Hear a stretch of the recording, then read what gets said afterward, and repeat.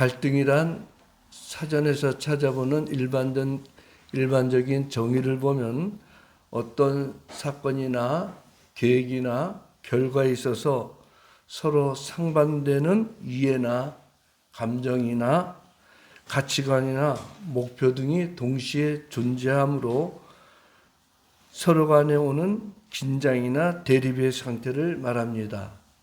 그러니까 사람이 사는 곳에는 가정이든 직장이든 국가 간이든 항상 갈등이 있기 마련이라는 것입니다.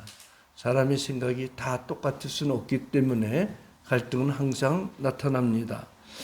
제가 기독교적인 갈등을 한번 생각해 봤더니 교인과 불신자 간에서 나타나는 갈등이 있습니다. 신앙 사상이 다르기 때문에 오는 갈등이 있고, 또 그런가 하면은 같은 교인들 간에서도 주님의 일을 하는 가운데 나타나는 갈등이 있습니다. 어떤 한 행사를 하는 데 있어서 이런 것이 좋다, 저런 것이 좋다, 서로 의견이 다를 때 나타나는 갈등이 있습니다. 그런가 하면은 또 교리와 성경 해석의 가치관이 다른 데서 나오는 기독교 교파 간에 서로 갈등이 있습니다. 비유를 들자면 장로교 교리와 감리교 교리가 다른 데서 오는 그런 갈등. 감리교인과 장로교 교인, 장로교 목사와 감리교 목사가 만나면은 반드시 거기는 신학적인 토론 가운데 갈등이 생깁니다. 그런가 하면은 또 건전한 교회와 이단 간의 교리적인 갈등을 들 수 있는데, 이러한 모든 갈등의 원인은 사회적이나 교회적이나 종교적으로 보면은 원인은 인간의 타락한 죄 때문임을 알 수가 있습니다. 오늘 읽은 본문은 하나님으로부터 선지자로 부르심을 받은 예레미야 선지자가 타락한 남유다 백성들에게 하나님의 심판을 외쳤습니다. 너희들은 회개하고 하나님께 돌아서라.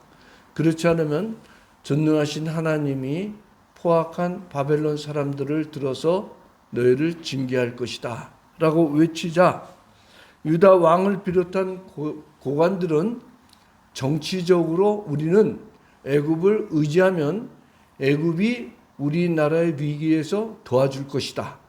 따라서 바벨론이 침략해와도 애굽이 도와주니까 우리는 이겨낼 수 있다. 이런 생각으로 예레미야 선지자가 선포한 말씀을 믿지 않았습니다. 그런가 하면은 제사장을 비롯한 다른 선지자들은 하나님께서 우리에게 주신 예언은 심판이 아니라 평안이다. 하나님이 너 한 사람에게 주신 예언과 우리 모든 사람들에게 주신 예언이 다르기 때문에 너는 거짓 선지자다 하면서 예레미야 선지자를 배척했습니다. 이 정치적으로나 종교적으로 배척받는 예레미야 선지자는 결국은 옥에 갇히기도 하고 수많은 핍박을 받았습니다. 이럴 때 예레미야 선지자의 생각이, 내가 하나님의 말씀을 선포할 때 저들이 회개하고 돌아선다면 그 말씀의 결과가 좋기 때문에 선지자의 사명이 행복하고 즐거웠을 텐데, 오히려 정반대의 결실이 와서 자신을 핍박하니까 사명에 대한 갈등을 겪게 되었습니다. 이러한 갈등은 현 시대에 하나님 중심의 신앙생활을 하는 우리들에게도 동일하게 나타납니다. 따라서 오늘 본문에 나오는 예레미야 선지자의 갈등과 우리에게 오는 갈등, 그리고 그것을 해결하는 방법을 통해서 여러분 모두가 하나님 중심의 신앙이 되기를 주님의 이름으로 축원합니다. 먼저 첫 번째, 선지자의 사명에서 오는 갈등을 봅니다. 7절에 보면 여호와여 주께서 나를 권유하심으로 내가 그 권유를 받았사오며 주께서 나보다 강하사 이기셨으므로 내가 조롱거리가 되니 사람마다 종일토록 나를 조롱하나이다 라고 했습니다. 지금 예레미야 선지자가 자신의 그 사명에 대해서 갈등하고 있는 내용이 나오는데, 자기가 선지자로 소명을 받고 사명을 받은 여기 처음부터의 갈등이 나옵니다. 본문 7절에 나오는 여호와의 주께서 나를 권유하심으로, 요 권유라는 말이 원래 본문에 의한 해석은 속이다, 또 유혹하다. 킹 제임스 버전 성경이나 NIV 성경이나 NASB 성경은 속이다, 유혹하다라고 번역했는데, 우리말 성경은 권유하심으로라고 좀 부드럽게 해석했습니다. 그런데 지금 예레미야 선지자의 그 갈등을 보면은 하나님께서 나를 속였습니다 라는 번역이 더 정확합니다. 왜냐하면 예레미야 선지자는 하나님께서 자신에게 주신 계시의 말씀을 그대로 선포했는데, 그 선포된 말씀대로 이루어지지 않고 오히려 타락한 유다 백성들이 자기를 핍박하니까 사명에 대해서 회의를 느끼기 시작한 것입니다. 대부분이 하나님의 말씀을 선포하면은 그 말씀이 그대로 성취되는데, 어찌된 연고인지 타락한 남유다 백성들이나 왕이나 고관들이나 제사장들이나 선지자들이 아무런 반응이 없고 회개하지 않습니다. 오히려 예레미야 선지자를 거짓 선지자라고 모욕하고 핍박을 합니다. 이럴 때 선지자는 갈등이 오기 마련이죠. 그리고 또 주께서 나보다 강하사 이기셨으므로 라고 했는데, 예레미야 선지자는 1장에 보면 하나님으로부터 소명과 사명을 받을 때 거부했습니다. 나는 아이라 말을 할 수 없다, 말할 주변이 없다는 거예요. 그랬더니 하나님께서 내가 내 말을 내 입술에 줄 테니 너는 내 말을 대언하라 하고 사명을 끝까지 지키도록 했습니다. 예레미야 선지자는 어쩔 수 없이 자신의 의지와 달리 하나님이 주신 사명에 따라서 말씀을 선포하는데, 그 배경을 여호와께서 나보다 강하사 이기셨다 이거예요. 하나님의 뜻을 거역할 수 없기 때문에 억지로라도 나는 선지자 사명을 하는데, 어째요? 내가 말씀을 전하는데 그 말씀이 이루어지지 않습니까? 전능하신 하나님의 말씀을 선포하면 듣는 사람들이 회개하고 주께로 돌아와야 되는데, 오히려 왜 나를 핍박하게 만드셨습니까? 이런 식으로 예레미야 선지자는 갈등에 탄식까지 하고 있는 것입니다. 대부분 보면 사람들은 자신의 생각과 자신의 기도와 또 자신의 신앙생활에 결실이 나타나지 않으면 갈등을 겪기 마련인 것입니다. 열심히 봉사했는데도 불구하고 가정에는 문제가 끊임없이 이루어지고, 또 직장이나 기업 경영하는데 더 어려움이 생깁니다. 그럴 때 대부분 보면은 정말 하나님이 계신가? 하나님이 나에게 주신 사명이 확실한가? 이런 갈등에 빠지게 됩니다. 갈등이 없이는 사실 신앙생활을 올바로 할 수는 없습니다. 하나님의 말씀을 제대로 지킨다면은 반드시 거기 뒤따르는 핍박과 소외감 뒤따릅니다. 지금 예레미야 선지자가 그러한 갈등에 빠지고 있는 것입니다. 하나님이 전하라고 해서 그 말씀을 그대로 전했는데 오히려 자기는 핍박을 받습니다. 그럴 때 정말 하나님이 나에게 주신 말씀이 맞는가? 성령께서 나의 전 인격을 사로잡아 가지고 이 말씀을 전하라고 했는데 그대로 전한 결과 오히려 역반응이 나타날 때 대부분 사람들은 갈등을 겪기 마련입니다. 여러분들이 오래전에 300인이란 영화 그거 본 적 있죠. 아주 세계적으로 히트쳤는데 그 배경이 페르시아 4대 왕인 아수르 왕 때의 사건입니다. 주전 483년부터 474년까지 페르시아 전 제국을 통치했는데 우리 역사에 보면 영어로 크세스르라고 나오죠. 이 사람이 우리 성경에는 아수로의 왕이라고 되어 있습니다. 이 사람이 통치할 때 아말렉 출신 하만이란 사람이 총리가 되었는데 왕에게 속임수 써가지고 유다 모든 민족을 박멸하라는 그런 어명을 받아냈습니다.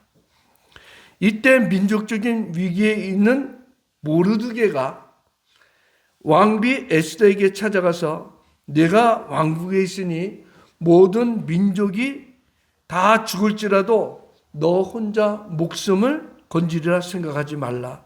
내가 왕위의 자리에 앉는 것이 이때를 위함이 아니냐 하면서 에스더에게 아수로 왕에게 나가서 지금 유다 민족이 다 멸절당하게 됐다는 이런 사실을 알리라 했을 때 에스더는 갈등을 겪습니다. 왜냐하면 그 당시 법에 왕이 부르지 않았는데 왕비가 멋대로 왕 앞에 나타나면은 왕을 모독한 거라고 해서 죽임을 당했습니다.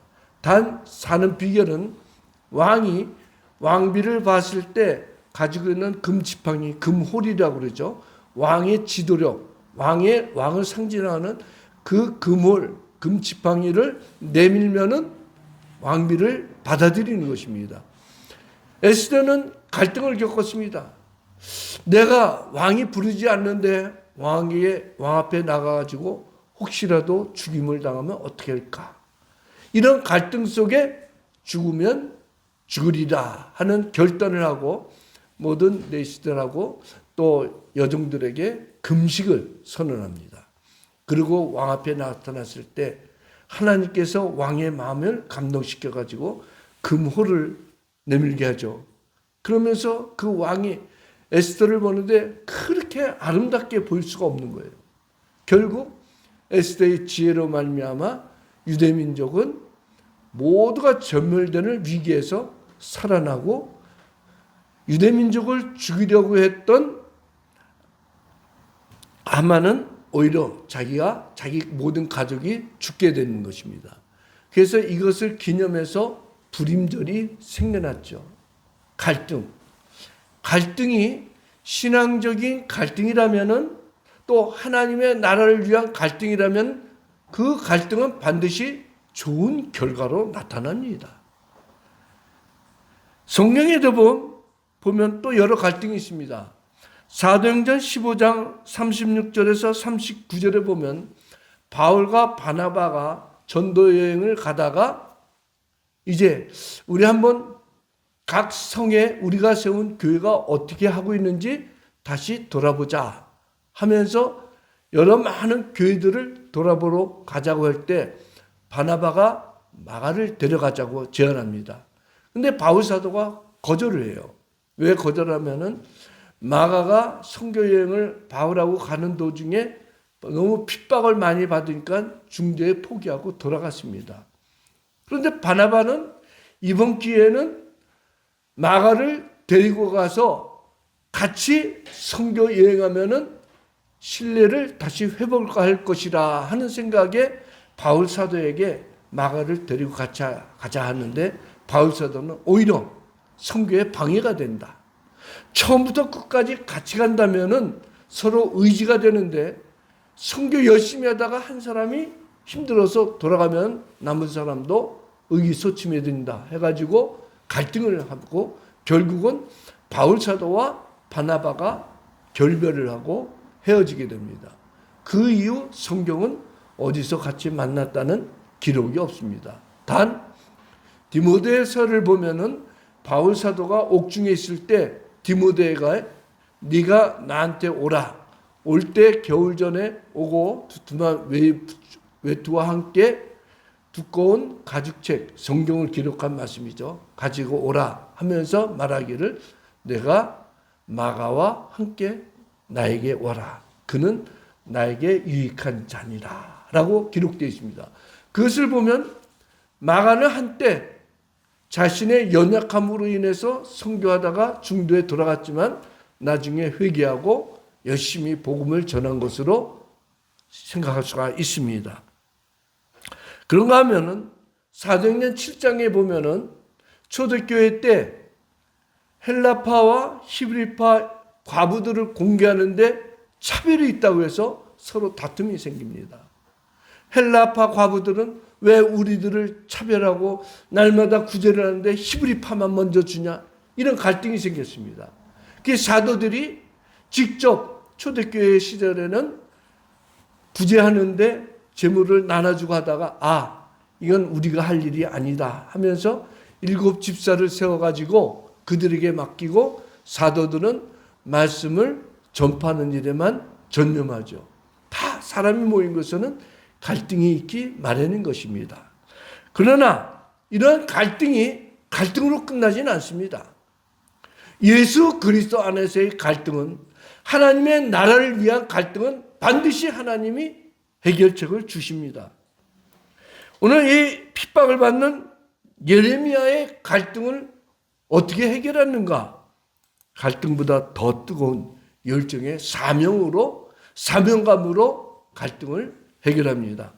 9절에 보면 내가 다시는 여호와를 선포하지 아니하며 그의 이름으로 말하지 아니하리라 하면 나의 마음이 불붙는 것 같아서 골수에 사무치니 답답하여 견딜 수 없느니라 라고 했습니다. 지금 예레미야 선지자는 하나님의 말씀을 전했는데도 불구하고 유다 백성들이 회개하고 하나님께로 돌아서지 않고 오히려 자신을 핍박하고 옥에 갇히니까 내가 다시는 하나님의 말씀을 전하지 않겠다고 선언합니다. 왜? 하나님의 말씀을 선언했으면 선포했으면 그대로 그 다음에 하나님이 이루어 주셔야 되는데 어째 나 혼자 그냥 허공에 메아리치는 소리를 하느냐 하면서 스스로 갈등에 나온 말이 내가 다시는 여호와를 선포하지 아니하겠다고 다짐을 합니다. 그런데 그럴 때 하나님께서 예레미야 선지자의 마음을 뜨겁게 만듭니다. 하나님의 이름으로 다시는 말하지 않았겠다. 그것이 축복의 말씀이든 회개하고 돌아오라는 말씀이든 남유다 백성들을 구원하는 하나님의 말씀이라도 나는 안 하겠다. 예레미야 선지자가 시험 들은 것이죠. 그런데 하나님은 그의 마음을 뜨겁게 만듭니다. 그래서 마음이 불붙는 것 같아서 말씀을 전하지 않고는 내가 먼저 스스로 죽을 것 같다는 거예요. 예레미야 선지자는 항상 너희는 하나님께로 돌아와라. 하나님께 돌아오면 하나님은 너희를 살려줄 것이다. 너희가 애굽을 의지한다고 하지만 애굽을 의지하는 자는 결코 다 죽을 것이다. 그렇게 멸망을 예언하니까 예레미야 선지자를 미워해가지고 핍박합니다. 그런데 우리는 이 예레미야 선지자의 마음을 이해해야 되죠. 다시는 하나님 말씀을 선포하지 않겠다. 여러분 각자에게 한번 적용해 보세요. 어떤 큰 시험이 당하거나 큰 문제가 일어나면 하나님이 정말 나를 사랑할까? 내가 열심히 주의를 지키고 없는 가운데서도 열심히 헌금 생활했는데 왜 나에게는 더 어려움이 오는가? 이런 환난을 당할 때 신앙생활 좀 쉬면 안 될까? 이런 생각을 갖기 마련입니다. 예레미야 선지자가 지금 그렇습니다. 내가 다시는 여호와의 말씀을 선포하지 아니하리. 다시는 여호와의 이름으로 말하지 않겠다 하고 마음으로 다짐하는데 오히려 자기가 하나님의 말씀을 전파하지 않겠다 할 때 그 마음이 더 뜨거워지는 거예요. 왜 그럽니까? 하나님의 구원의 말씀을 선포하지 않으면 결국은 자기 가족들, 자기 형제, 친척, 자기 민족이 결국은 하나님의 심판을 받을 것이 당연하기 때문에 그걸 생각하자 그의 마음이 뜨거워지는 거예요. 민족을 사랑하는 그의 마음, 어쩔 수 없이 하나님의 말씀을 끝까지 전하게 되는 거예요. 이것이 사명자의 마음인 거예요.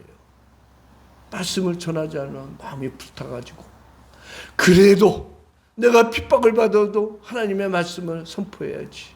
나를 배척해도 어려운 가운데서도 하나님의 말씀을 선포해야지. 그들이 사는 길을 찾을 것 아닌가? 이런 식으로 민족을 사랑하는 마음으로 하나님의 말씀의 포로가 되어서 복음을 전하는 것이죠. 지금 예레미야 선지자는 장차 있을 하나님의 심판을 미리 보고 바벨론에 의해서 포로로 끌려가고 바벨론에서 노예로 전락되는 자기 민족을 볼 때 그들에게 복음을 전하지 아니하면 마음이 뜨거워서 스스로가 이겨낼 수 없기 때문에 하나님의 말씀을 전해야겠다는 것입니다. 이것이 사명자의 마음인 거예요. 오래전에 제가 한번 말씀한 적이 있었을 거예요. 제가 좋아하는 어떤 목사님이 신학교 다닐 때 참 어려웠어요. 물질적인 어려움이 있고 결혼을 했건만 그 당시 보통 90년대 초에 전도사들 사례금이 30만 원, 40만 원이었어요. 적은 데는 25만 원. 그거 가지고는 도저히 못 살죠. 그래가지고 알루미늄 샤시 공사하는데 거기 다니다가 학교를 아예 포기할 생각이었어요. 학교를 빠지고 갈등 속에 어떻게 할까 하는데 그래도 신학생은 학교에 가야 된다 하는 생각으로 서울역에서 기차를 타고 문산까지, 문산에서 또 버스를 타고 신학교까지 가는데 안 가면 하나님이 죽일 것 같더라고요. 그리고 결국은 중국에 선교사로 갔었죠. 마음이 뜨거워지는 거예요. 하나님의 사명자는 그 사명의 일을 포기하면은 스스로 마음이 뜨거워지는 거예요. 왜? 하나님이 그런 마음을 주셨기 때문입니다. 내가 스스로 사명자가 되는 것이 아니라 하나님이 우리를 부르시고 우리에게 사명을 주셨기 때문에 내가 포기하고 싶으면 내 마음이 먼저 뜨거워진다는 거예요.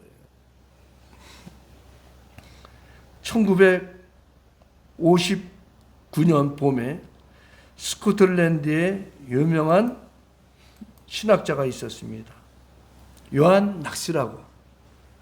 이 사람은 그 당시 영국의 유명한 피해 여왕 메리가 여왕으로 있을 때 카톨릭을 신봉함으로 말미암아 개신교들을 엄청 핍박했습니다. 어쩔 수 없이 스위스로 망명해가지고 유명한 칼빈하고 같이 개혁을 시작합니다. 그러는 동안에 피해 여왕 메리가 죽고 메리의 후임으로 엘리자베스 여왕이 등극하면서 개신교에 대한 핍박을 중지했습니다. 그 여왕을 받아 스코틀랜드 의회에서는 요한 낙스라고 하죠. 낙스에게 스코틀랜드로 다시 돌아오라는 결정을 했습니다. 그만큼 요한 낙스가 복음을 전하면서 영국 사람들에게 막대한 영향을 끼쳤죠. 오직하면은 스코틀랜드 의회에서 요한 낙스를 다시 우리가 초청해서 우리에게 복음을 전하도록 하자 하는 이러한 결정을 했는데 낙스는 갈등을 합니다. 나를 핍박하고 배척한 내 조국으로 내가 돌아가야 되느냐? 그럴 때 칼빈이 뭐라고 그러냐면 하나님께서 공개적으로 반대하지 않고 또 당신이 조국을 사랑하는 마음이 남아있다면 돌아가라 하고 권면합니다. 왜? 종교개혁은 다른 데서 하는 것이 아니라 타락단 내부에 들어가서 개혁을 해야 되기 때문입니다. 하지만 스코틀랜드로 돌아오고 있던 요한 낙스에게는 결코 평탄한 길은 아니었습니다. 스코틀랜드는 여전히 천주교 세력이 강했고 미신과 우상 숭배가 가득 차 있으며 백성들은 폭정에 시달리고 있었습니다. 이때 요한 낙스는 오직 성경으로 돌아가는 것만이 개혁이다 하면서 조국을 살릴 수 있는 것은 하나님 말씀으로 돌아가는 것이다 하면서 하나님께 유명한 기도를 합니다. 그 기도가 뭐냐면, 오 하나님, 나에게 스코틀랜드를 주시옵소서. 그렇지 아니하면 내 목숨을 걷어가 달라 하는 기도를 하고 스코틀랜드로 돌아가서 종교개혁을 이루었습니다. 그가 귀국한 지 불과 1년 수개월 만에 낙스를 중심으로 한 스코틀랜드는 종교개혁을 이루어가지고 천주교 세력을 지지하는 프랑스군과 전쟁에서 승리까지 했습니다. 그리고 결국 스코틀랜드 의회는 로마 교황청의 모든 영향력을 배제하고 천주교의 미사와 모든 집회를 불법으로 간주하는 결정을 하고 법을 세웠습니다. 요한 낙스가 중심이 된 신조위원회, 교리를 제정하는 스코틀랜드 신앙 고백서를 작성하여 철두철미한 성경 중심의 종교개혁을 이룩한 것입니다. 그래서 세워진 것이 장로교입니다. 장로교는 미국에서 생긴 것이 아니라 요한 낙스가 스코틀랜드에서 모든 결정은 회중 중심으로, 지금으로 말하면 민주주의 해서 교인들의 모든 결정을 따라서 한다 해가지고 세운 것이 장로교인 것입니다. 목사는 교회 대표고 장로는 교인 대표로서 거기서 올바른 결정하고 최종 결정은 공동회에서 결정하는 것이 하나님의 뜻이다 해가지고 만들어진 것이 장로교인 것입니다. 스코틀랜드를 내게 주소서, 아니면 내 목숨을 걷어가 주소서 하는 이런 개혁자의 외침에 따라 하나님은 스코틀랜드를 요한 낙스에게 맡기고 그 결과 종교개혁을 이루게 한 것입니다. 이처럼 사명에 마음이 뜨거워지지 않으면 아무것도 할 수 없습니다. 그러나 사명에 마음이 뜨거워진다면 하나님께서 그 열정을 들어주시고 반드시 승리하도록 책임져 주실 것을 믿습니다. 마지막 세 번째, 현시대 목사와 성도의 갈등. 과거에 있던 예레미야 시대에 있던 갈등, 그리고 종교 개혁 때 있던 갈등, 지금 우리의 갈등 동일합니다. 신앙생활하는데 갈등은 반드시 따르기 마련입니다. 대부분의 목사들은 교회를 개척할 때 하나님께서 큰 부흥을 일으킬 것이다, 이런 생각 없이 교회를 개척하지 않는 사람은 한 사람도 없습니다. 나는 개척해갖고 교회 몇 사람으로 그냥 겸손하게 끝내겠다, 그런 생각하는 사람은 없습니다. 또 다른 교회에 부임할 때도 내가 부임하면 교회를 개혁해가지고 하나님 중심으로 세우고 예배당도 크고 멋지고 화려하게 지어야겠다, 이루어지지 않습니다. 현실은 자기의 그 생각대로 사명대로 뒤따르지 않습니다. 목사들이 열심히 말씀을 준비하고 열심히 기도하고 열정적으로 설교했는데도 불구하고 성도들의 신앙생활이 변함이 없습니다. 이럴 때 목사들은 갈등을 겪기 마련입니다. 또 성경은 믿음으로 기도하면 병든 자가 치료되고 예수 그리스도의 이름으로 기도하면 귀신이 쫓겨난다는데 그런 이적과 기적이 나타나지 않습니다. 난치병, 불치병, 그런 중환자들에게 찾아가서 기도하면 나사렛 예수 그리스도의 이름으로 일어나라 걸어라 되질 않습니다. 이럴 때 갈등을 겪기 마련이죠. 성경은 분명히 믿으면 된다고 했는데 믿음으로 기도해도 이적과 기사가 나타나지 할 때 목사들은 갈등을 겪기 마련입니다. 성도들도 마찬가지입니다. 열심히 예배에 참석하고 없는 가운데 열심히 온갖 헌금을 해도 가난하기는 마찬가지입니다. 물질에 쪼들기는 마찬가지일 때 갈등을 겪습니다. 자신의 형통을 위해서 기도하고 자녀들이 잘 되기를 위해서 기도했는데도 불구하고 계속 어렵고 힘들고 자식들은 계속 속썩입니다.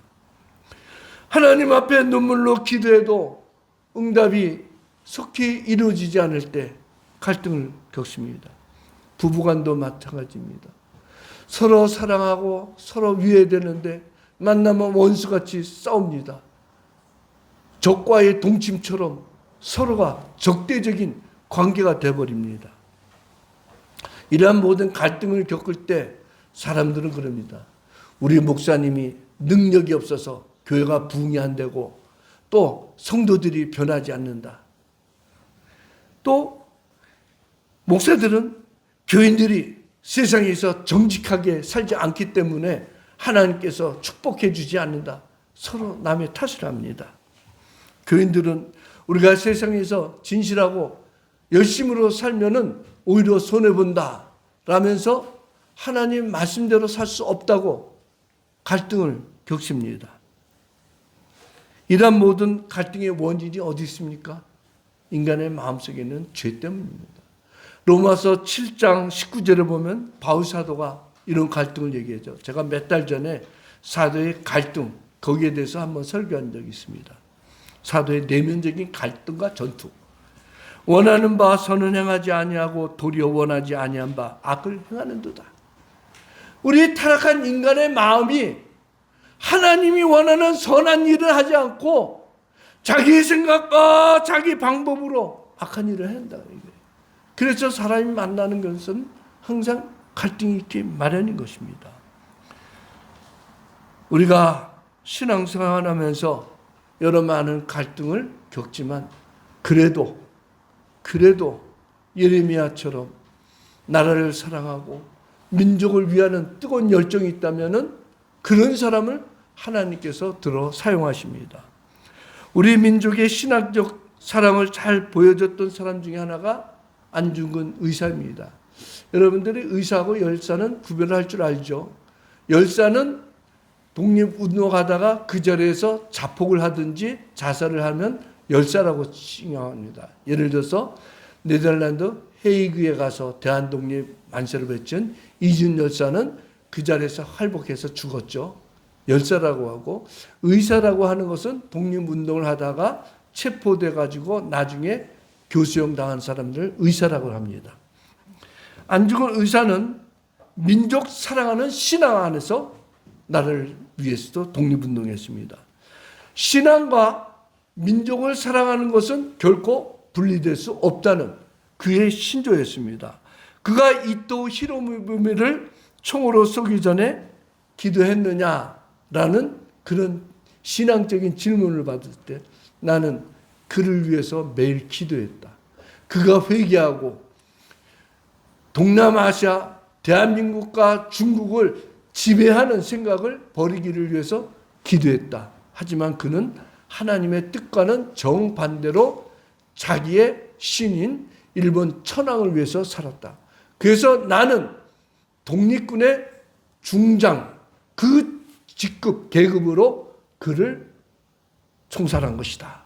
내가 그를 쏘기 전에 총알에 십자가를 그리면서 예수 그리스도의 마음으로 그를 저격했다라고 했습니다. 그는 결국 형틀로 사라졌지만 그는 최후의 말로 동양 평화론이란 책까지 기술했습니다. 단순하게 조선의 평화만이 아니라 일본과 조선과 만주, 중국은 평화로운 나라가 되어야 된다 하면서 동양 평화론이라는 책을 썼습니다.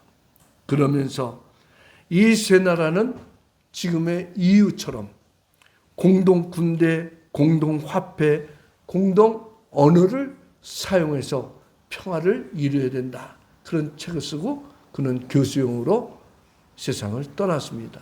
나라를 사랑한 진정한 애국자요, 진정한 신앙이었습니다.